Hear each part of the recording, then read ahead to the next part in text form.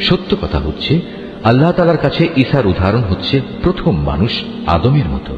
তাকেও আল্লাহ তাআলা মাতা পিতা ছাড়া সরাসরি মাটি থেকে পয়দা করেছেন। তারপর তাকে বললেন, এবার তুমি মানুষে পরিণত হয়ে যাও। সাথে সাথে তা মানুষ হয়ে গেল। এ হচ্ছে তোমার মালিক আল্লাহর পক্ষ থেকে আসা সত্য প্রতিবেদন। অতঃপর তোমরা কখনো সেসব দলে সামিল হয়েও না যারা ঈসার ব্যাপারে নানা রকম সন্দেহ পোষণ করে।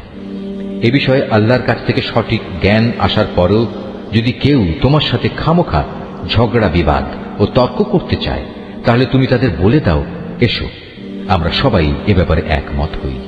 আমরা আমাদের ছেলেদের ডাকবো এবং তোমাদের ছেলেদেরও ডাকবো। একইভাবে আমরা ডাকবো আমাদের নারীদের এবং তোমাদের নারীদেরও। সাথে সাথে আমরা